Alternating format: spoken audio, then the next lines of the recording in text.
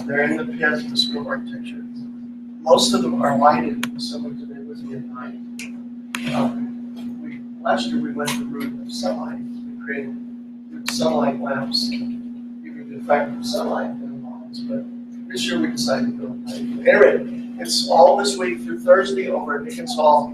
For you who are new to campus, it's a block round. Dickens Hall is in the corner of St. James. Thank you guys so much for coming out to this Sustainability Crash Course 2016. And this talk is going to be about photovoltaic glazing, the window wall project, and I would like to introduce Brent Porter. So thank you so much. Thank you. Okay. Well, it says it basically here. Photovoltaic glazing, which allows daylight transmission, including the window wall, which you'll see mostly at the end. We'll give you a sneak preview.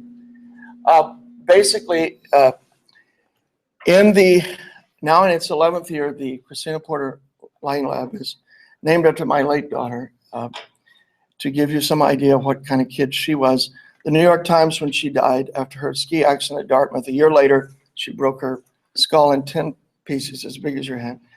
They gave her 2/3 of a page and almost 5x7 color photo 11 years ago, which was unheard of. And among the 7 programs we're doing is the lighting lab. So what we've been doing is experimenting with colored photovoltaic glazing, which is red or green in color, such as from Spain or Denmark right now, and comparing this to conventional gray or blue photovoltaic, which not only generates electricity, but also allows daylight through it to pass through. At the exterior is either red or green PV, right? But then just behind it is the alternate color, such as if you've got red photovoltaic, you've got green glass behind that. But then we've introduced fixed fins, and I'll show you how we arrived at that in a little bit. At the center of this window wall, it could be a skylight as well. And then blue glass is at the very inside. And the blue glass is because of all the new research at Rensselaer Polytechnic about the value of blue glass. We'll see that too, for your circadian rhythms of your brain and your acuity in vision. And this is good at daytime, but not at nighttime. You don't want blue glass and blue light at nighttime. So the assembly, you see the fins here, project available daylight from, I can't read my own script, from 9 a.m. to 3 p.m. throughout the year. Okay, I should be reading this. And acceptable levels of daylighting are achieved with generating electricity at the same time.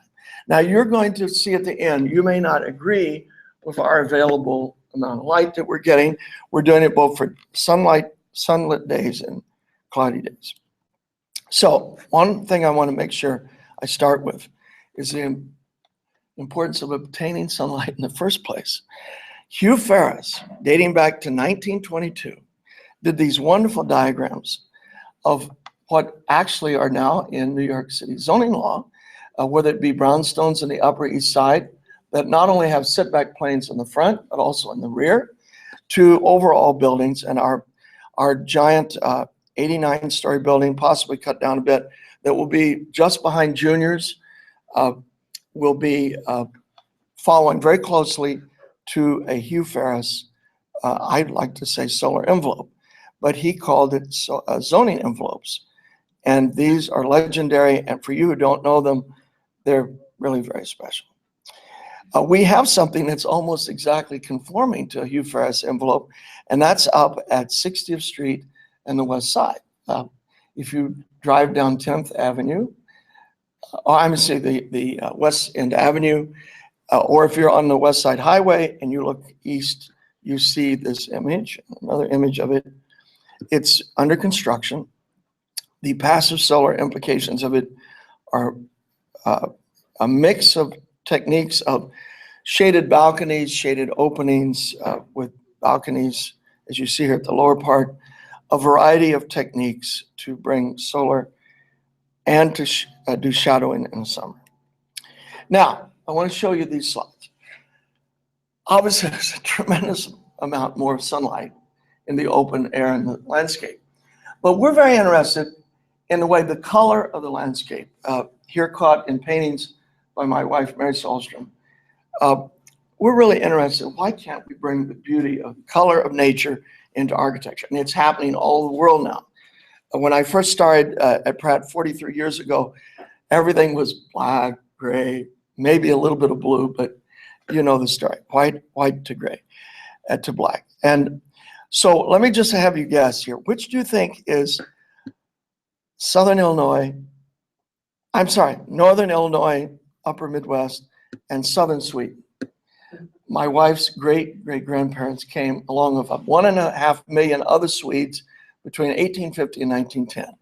Which do you think, just while we get started here? I don't think we're going to get any more people because our competition is interior design. But at any rate, which do you think? Left or right for Sweden? Both or summer? Right for Sweden. Left. Okay. Sweden is on the right. And this is, now let's get into color. So natural sunlight exemplifies the landscape throughout the world. The richness of colors and the quality of the blue sky have been rediscovered in recent architecture. Here the colors of Northern Illinois compared to Southern Sweden in the landscape painting of Mary Solstrom are now also exemplified in built architecture facades with the latest window glazings. In research and design development by the School of Architecture's Christina Porter Memorial Lighting Lab, particularly the red, green, blue, and purple are being incorporated by means of the latest photovoltaic glazing, which not only produces electricity, but emits sunlight, while clear glass provides north light, much of it blue light. In Switzerland, similar colored photovoltaic is being used, and we want to take you right to Sweden and show you the Swiss Technical Convention Center. You can go online with this, put Lausanne University, Lausanne, Switzerland in, and look at the amazing work of this. This is red and blue and green photovoltaic. From the internet, it's hard to see the colors, but you can see it for yourself. And these are the south panels. As you'll see to the east and the west, there's huge overhangs. Frank Lloyd Wright started at the Roby House, and many people understand the need. Whenever this was shot, obviously it's letting sunlight in, probably in the winter. Another little footnote about Sweden, it's amazing that we find in the summer in Sweden, the sun goes down at about 11 and it comes up at about 2:30. So that whole band, and then of course in the winter, in much of the Scandinavia, there's no sun in late December, January, and part of February. So look at what it looks like on the inside. Now, isn't that worth it? I'm not sure you could have an office with quite this pattern of photovoltaic, but I think it's really quite lovely. And this whole idea of energy, while you're getting energy, and again, the photovoltaic is not that efficient just yet, but it's getting there. But to have the beauty of the architecture and the collection of energy and also have the daylight, I think it's just wonderful. Now, there's a architect, one of the most famous lady architects in Europe, who spoke at Pratt a week and a half ago, and I'm sorry I don't have her name on here, but she is the head of the school at Lausanne University. She is using colored sand from throughout Switzerland to put into concrete, and this is the result. And she's also using various kinds of lighting within window glazing, or perhaps double glazing, and also on glass facades. So whether you get the color in the actual masonry or through light, she's doing it. And we have something that's premiered in downtown Brooklyn among all the new high-rises. Blue light and blue glazing is the big new deal. And if you haven't seen this, just look at the variety that you're getting here of the blue, of sunlight hitting us more or less directly on at noontime, but look at all the other aspects of the blue glass. Also in Dumbo, this is now reflecting sky, I know, but you look at it throughout the weeks and months, it really is blue glass. And what you can see different times, sometimes it seems like it's just reflecting the sky, and then other times you see that it really is blue glass. So blue light from a bulb or glass enhances one's circadian rhythms of the brain and also diurnal vision of the human eye. And Rensselaer Polytechnic Institute in Troy, New York, there are 2 young PhD ladies who head this research, and you again can go online for this. Here is one example of how macular degeneration can be solved with blue light. It's been used in various kinds of health centers, in elderly housing, and what have you. But you got to turn the blue light off at night because it causes your sleep patterns to be messed up. Now, again, we have a lot of blue light, and we have a lot of blue sky coming through existing skylights.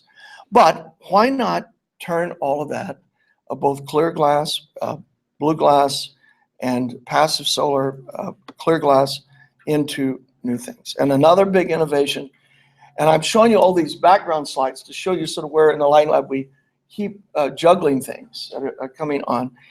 We haven't got this sample yet. We've got a little tiny sample that we can't get it to work. It's got a computer program with it, but LEDs are now completely through a sheet of glass. And we're hoping about a month to have our first sample to show you all over in the lighting lab in Higgins Hall. But that LED light is completely through the entire glass. It's not little dots of LEDs in there. In effect, you're plugging in the whole window. Can you imagine what this is going to do to Manhattan someday as glass is changed in any building? And of course, the colors and whatever you want. Here's a sort of a close-up of this. I'm not quite sure what the orange is all about, unless this inside shot is affected by the view outside. Here is a beautiful case, and I thought I had the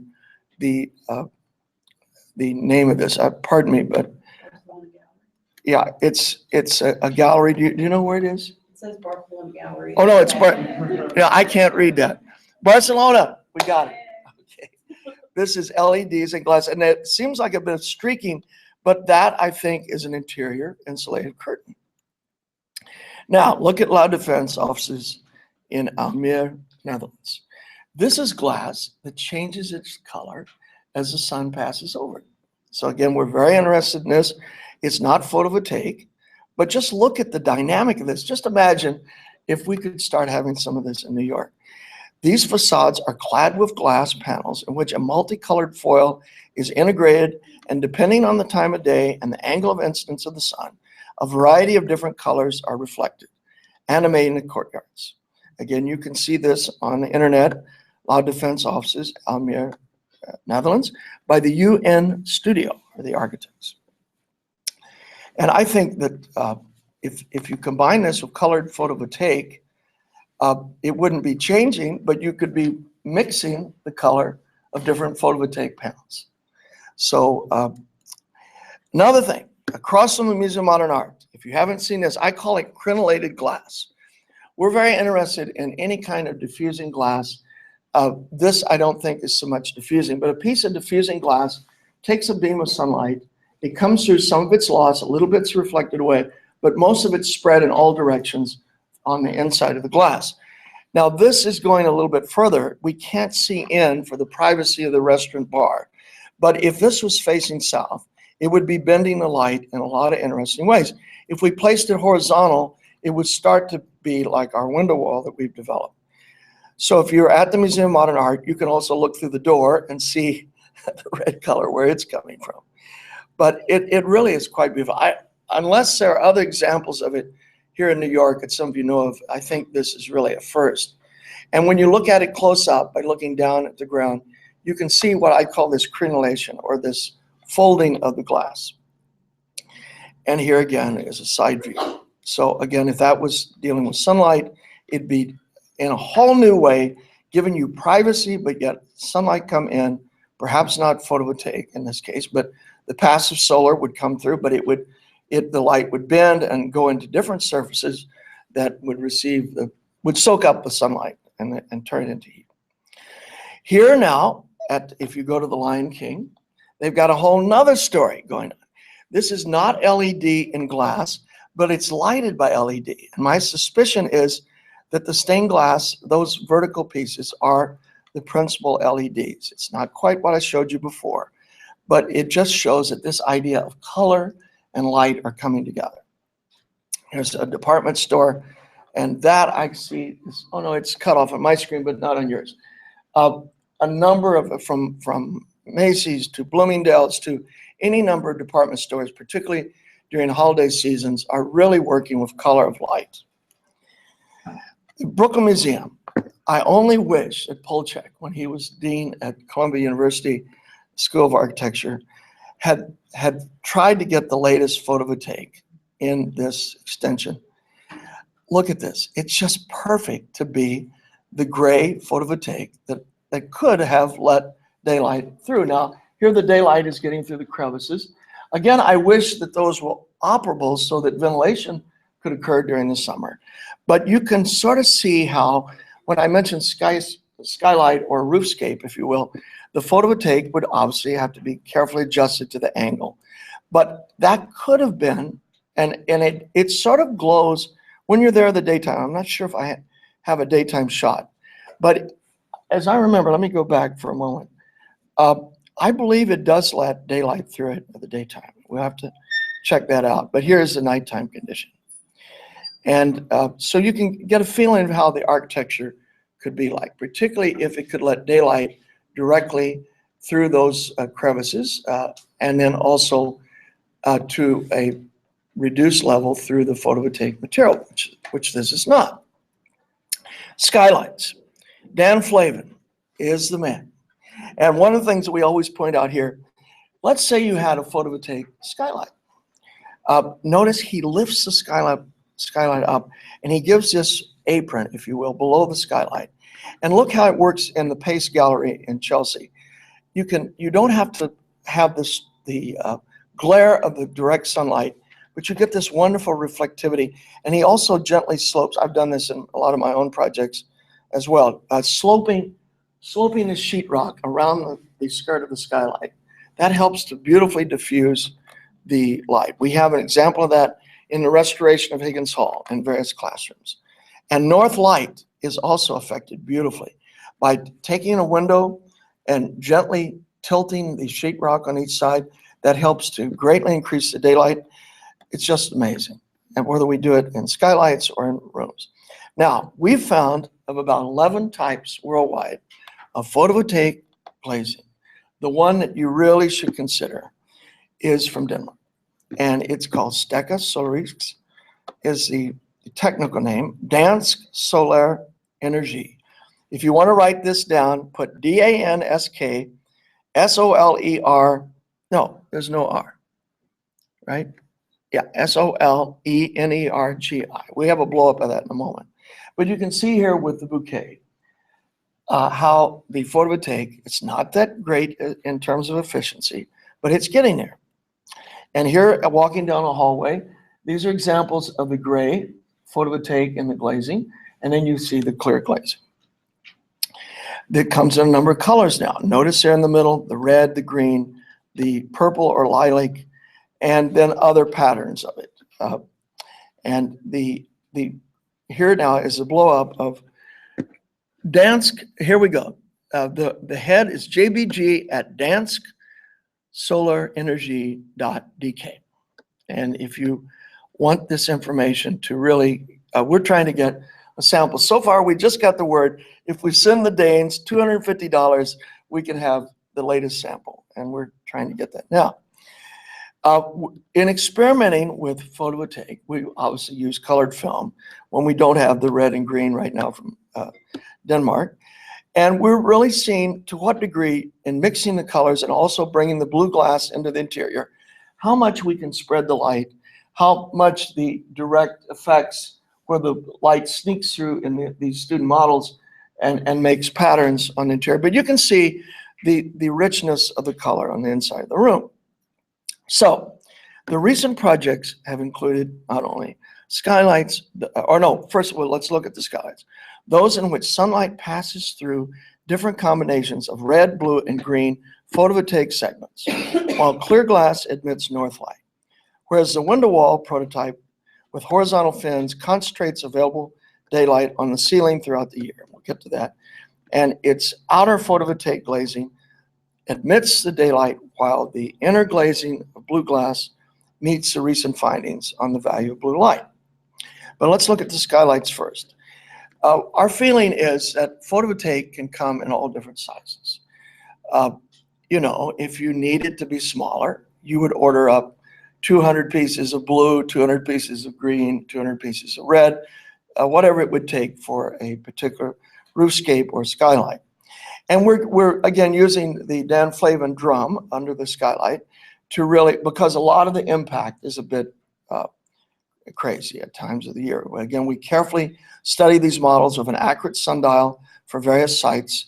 And as we tilt the model, you'll see that in a little bit, we can see the direct simulation of how light, particularly sunlight directly, but we also use artificial light for nighttime conditions, inside and out. Here is a young lady came up with colored straws. She said, why not find a way to do photovoltaic as tubes? And let's try it out. And what was the amazing thing was maybe not its energy efficiency. She let those tubes go up over the roof. But look at this incredible effect that it has on the interior of the environment when the sunlight comes down the tubes. So one experiment was to see if we kept the tubes hollow like a soda straw, or another experiment, I may not have it in this, would be to just see what the impact of a solid tube of green, red, and blue would have. And those are the colors of light, and pigment, you know, is a different set. Red, blue, and yellow. But in light, we use red, green, and blue. Now, another thing that's important as we approach our window wall, the latest pronouncement, it's probably being said in the other two lectures, I hope, certainly the passive solar house one. Triple glazing should now be done in New York City, and particularly Brooklyn housing, brownstones, and what have you. Pratt should forget about double glazing, which we have in our newer building. We should consider triple glazing. And this comes from Passive House, the German institute, which a lot of people, I haven't had a chance to do it yet, but they go for a week of intensive training in passive solar. We have our own Brooklyn branch of it. And if any of you have a chance, really consider Passive House. It's on the internet again. You should take this. But look at how, on the right, how the energy stays inside the building.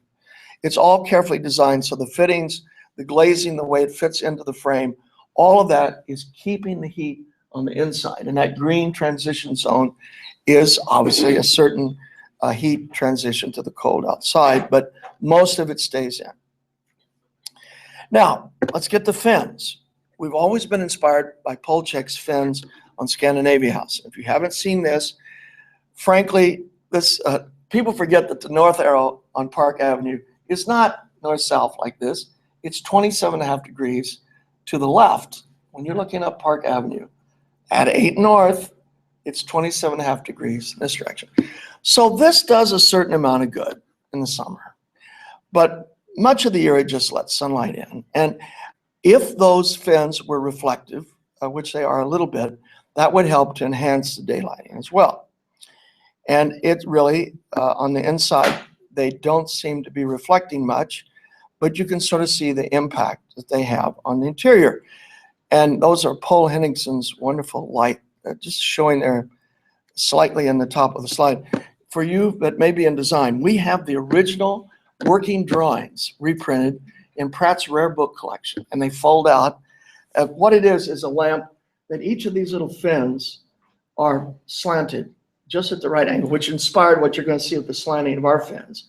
But each is slanted to spread that artificial light from the lamp. And I'm sorry, I don't have a slide of that in this. So in looking at fins, we went to Venetian blinds. And Bruce Getlin, the head of the Pratt Board of Trustees, who hopefully is going to manufacture this, she's going to miss the window wall, but it's all right. He said, really what you're doing is reinventing a Venetian blind. And actually, Venetian blinds work wonderfully. Their curvature for convex and concave reflection of light, they work pretty well. They're adjustable, but we did something different. And again, I'm sorry I don't have the name of this particular thing, but people are doing adjustable fins, and we started out this way with fins that would reflect and were slightly shaped as you see here. And these are being done in a number of buildings. This happens to be one. But what we did was we first started out with no photovoltaic, no glass on the inside other than clear glass. We tried in the upper area, white reflected fins. And the big thing that a student hit upon, why not make each one of them slightly different? And here they're all pretty much the same. And you can see the reflection in the room, how it's sort of making rays. And we've done this. This happens to be at, if you look at the sundial, the tilting of the sundial with its gnomon and the model, you tilt this whole arrangement till you see the little shadow there in the sundial. That is approximately 9 a.m. on, no, I think it's 10 a.m. on March 21 and September 21. So we pretty quickly decided to make them at each a different angle. So here, when they were fixed, my student is showing the spread of light. And obviously a lot of the wall is covered. And so quickly after this, we decided to make each one slightly different. And this was the early drawing. And now we have models that you can adjust. The spacing of the fins, almost like in the case of Venetian blinds, but this is different. It took a long time to decide what the spacing vertically of the horizontal fins would be.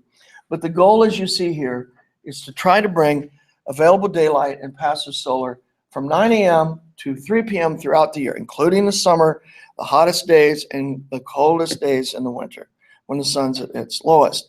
And all those angles, including reflection off of a snow yard or another panel or a courtyard, those other strange angles at the bottom are taking that into account as well.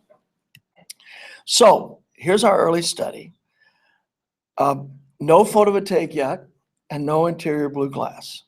But you can see now some people might disagree, and I don't know if it's affected by the light here, but we are still a bit concerned about the degree of daylight we're getting throughout the room. But the exciting thing is that those fins throughout the day more or less spread the light evenly. We weren't expecting it to quite do that, to be so evenly spread. Here's a blow up of that. Now you can start to see some of the rays there, certainly at the bottom. You can see them going up on the wall. Another thing is we teach our students to draw again with charcoal and pencil. You have to learn to clean your hands when you're drawing with charcoal. And this particular student, their charcoal drawing prints are unfortunately on this panel. We later changed it, but pardon the spots. So, okay, this is pretty good. And we just want to show how we enhanced it. Here again is the way it was before, with a little bit more pronounced rays of sunlight coming into the room. Now, here we go with the next step. So each of those fins, and they're adjusted, we can still do it for different climates with the models we have.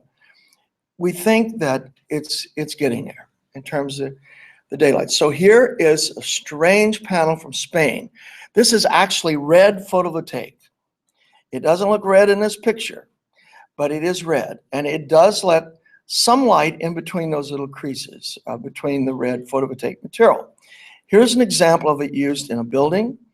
You can see that it's flexible. It's like it can roll on as well on a roof. It can curve on a roof or skylight, but it basically, we think, would be used as a south wall to take on solar.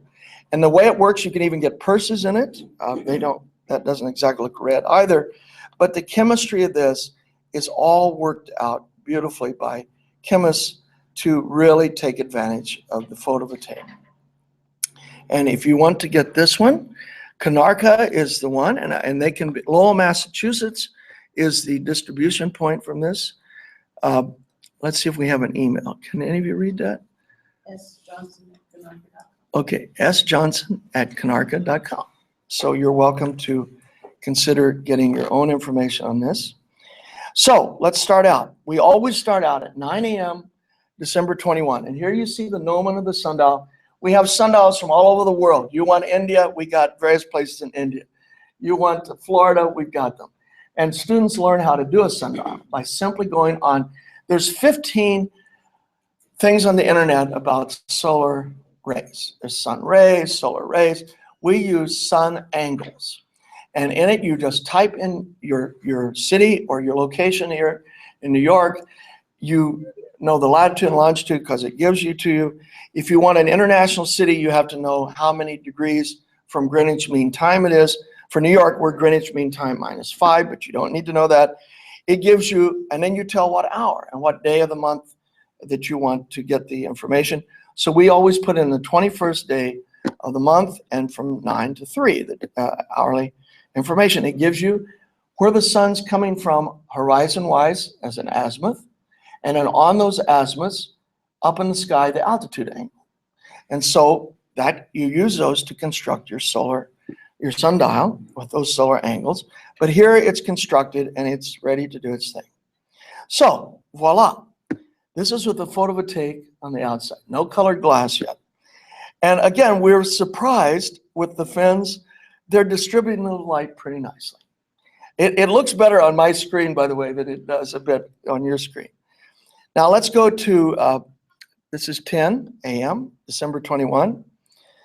Again, you see the results. So we go through this is 12, December 21, pretty much the same. This is being done in natural sunlight.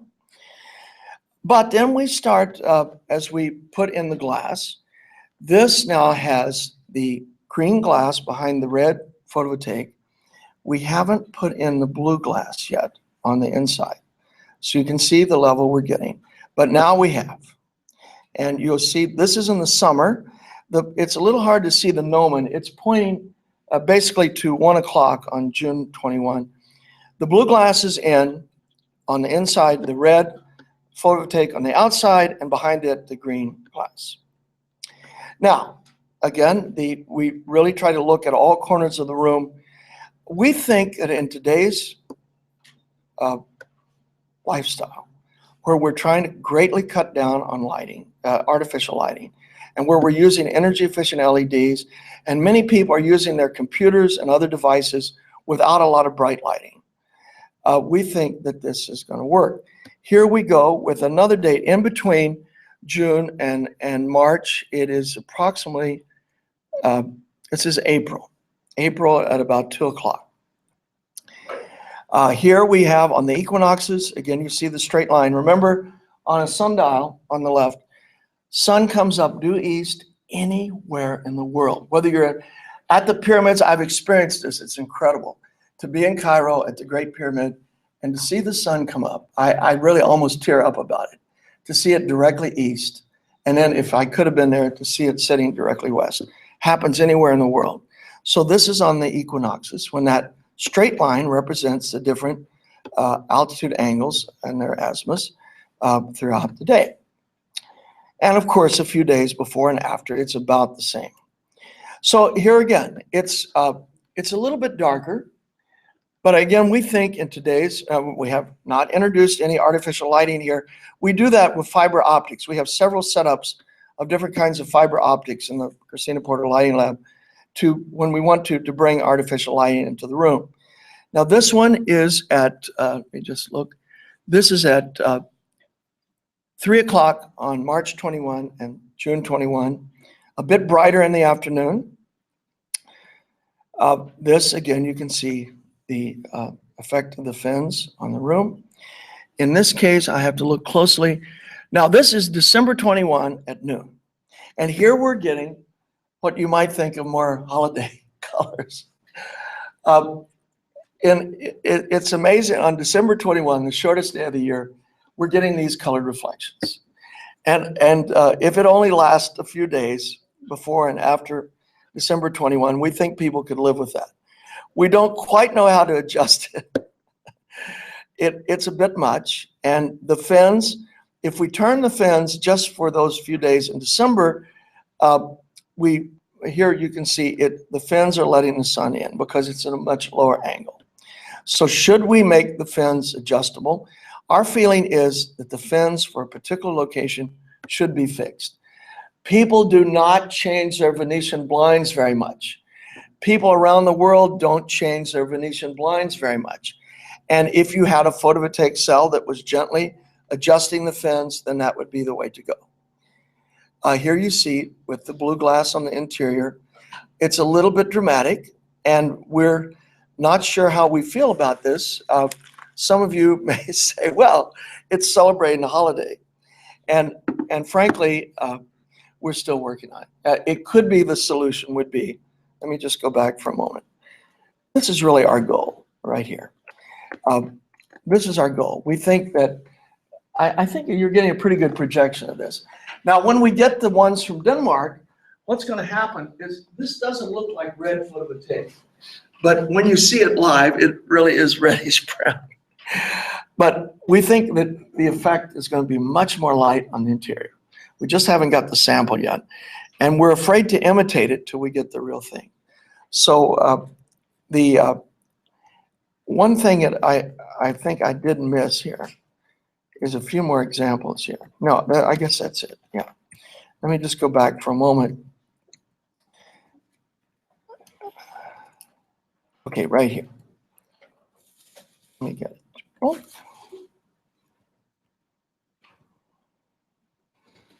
I went the wrong direction. Pardon me.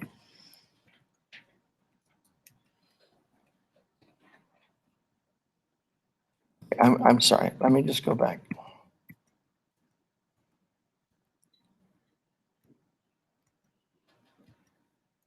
Almost there.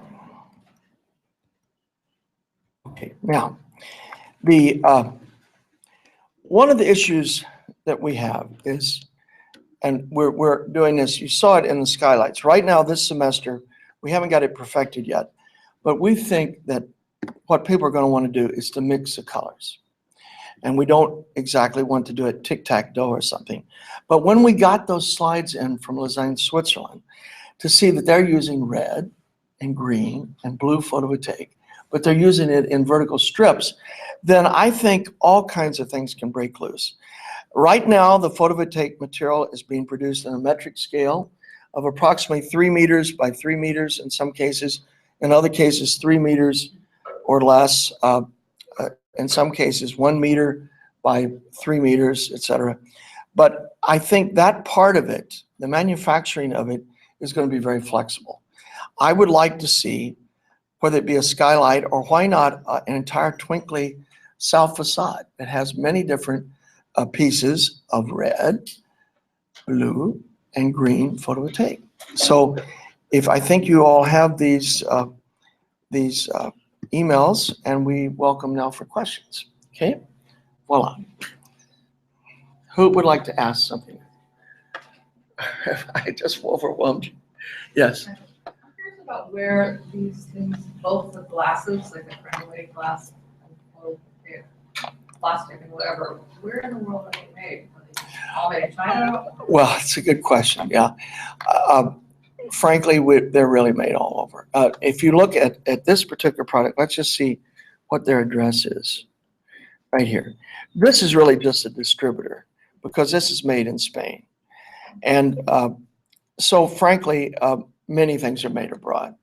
The Japanese and Chinese are working every hour to perfect photovoltaic. We are probably doing less of that. But hopefully we can really start developing. We're doing a fabulous job of windmills. We're doing a fabulous job of green roofs around the United States. We're doing, I work with Albanian roofers. If you want to have your roof redone, the secret word is Albanians. But they happen to be, and again, no improper reference made racially or anything. But it seems like that there are many, many companies that do wonderful roofs, and I deal with 2 or 3 of them, that happen to be Albanian men. Now, maybe they have a few women on their staffs, but they are convincing their clients to don't put a typical black asphaltic roof in, use a white roof covering.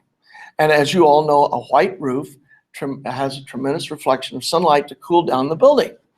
And I think a lot of different trades, whether it be manufacturers or contractors, they're going to have to find a way to really be more energy efficient. This right now, with the photovoltaic, is a bit expensive, but we can do things to plan for this. And I think for designers, the idea of colored buildings, whether it be that colored sand in Switzerland, which just was amazing to me. or whether it be glass that's doing something more. Now think about this. If you had both a photovoltaic, but then on other sides of the building, you have the LED that lights up in entire sheets. And again, maybe a different color situation. Or maybe you have glass that changes. And as you know, as we saw, the glass can change from being clear to diffuse. This is being worked on. I think we haven't got a sample of that yet, but there is. You flip the switch and you get opaque glass, which light comes through, but you can't see through. You flip a switch and you get clear glass. That's very expensive right now, but that is going to add to this elixir, if you will, or palette of things that can be done. Whether we can get it manufactured in the United States, this is a big problem, as everyone knows. If Carrier Air Conditioning can go to Mexico, then anything can happen. Any other questions or comments? Is this completely nuts for any of you who are designers here?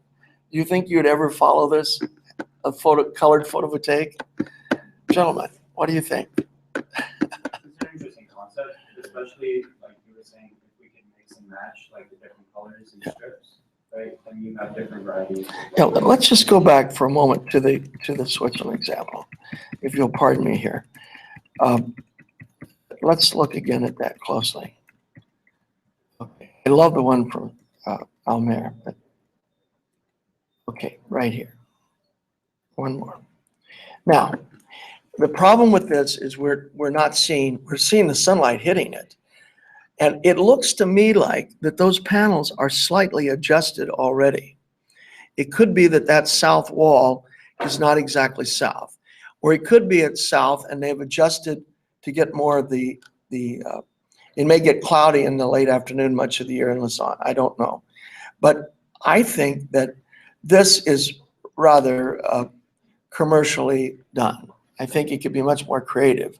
If you can put these strips in different colors, why not mix and match them? It's already, though, when we look at the interior, it's already getting pretty crazy. Now, you might say, white, where does the yellow come from? And my sense of that is the way that particular photovoltaic panel is made. When the sunlight comes through, it's somehow transformatively turning into yellow light. And I honestly, this is something I've got 2 students working on for Monday. They're going to try to come up with the answer to that. And but I think we can live with this. I think you notice they have the clear glass bringing in natural daylight in between. And I really feel that this is where our future is going, because just imagine if you think about New York City's Manhattan skyline, and as we look at it, we're really seeing southeast and southwest facades largely. What if both the southeast and the southwest of many of our high-rise buildings had something like this going on? I don't think we could quite have this kind of patterning, but what if we had something more like what we're doing to more gently deal with the daylight? We just think it's going to completely transform, and all of those buildings producing electric energy, plus there are other energy-saving devices, such as freezing ice in the basement in big tanks like the Chase Bank at 42nd and 6th Avenue is doing. I hope I've got that bank name right. And then they use that cold ice to cool down the pipes for air conditioning on the hottest days of the summer. So this is one technique to blend with others. Okay? One more question? Okay. Can the plastic panels like the Canarga that you showed be used in everyday homes, like rolled out into a window? Absolutely. To generate power for devices and internal? Yeah, and you can use in your purse. Let me just go to. Any idea how much they are? It's hard to say. One of the things, it's hard to ask architects what something's going to cost. We're now having to go to special programs that analyze cost, or experts or contractors. Let's go to this, for example. I think the advantage of the Canarga is that it's like a film. These are pieces of glass. But then we go to the Canarga here. Let's see if I can find it. Get through the Skylights. And this can roll on. Now, in New Jersey, there is I'm repeating a lot of slides. Sorry about that. Here we go. This can roll on.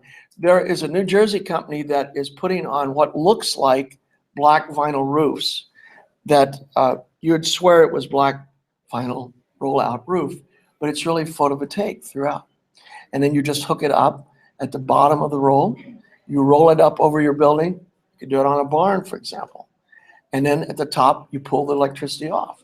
You can then hook the different rolled pieces together and send them in to be a backup to your, and of course you all know with photovoltaic, your meter can be set up right now with Con Ed, where if you produce more solar energy and electricity that you're using, that feeds back into Con Ed, and then when you need energy, your meter pulls it off. So I would say yes. I think that this probably with some care could be used even as a kind of pull down shade, but I don't think you'd want to move it once you put it in. I think you could hang this, plug it in, and that would be it. Okay, thank you very much. Was there one more question quickly? I was just curious, does the New York Times building incorporate it? It's basically daylighting and really good glazing to cut down on heat loss. But as far as I know, no photovoltaic. Okay, thank you very much.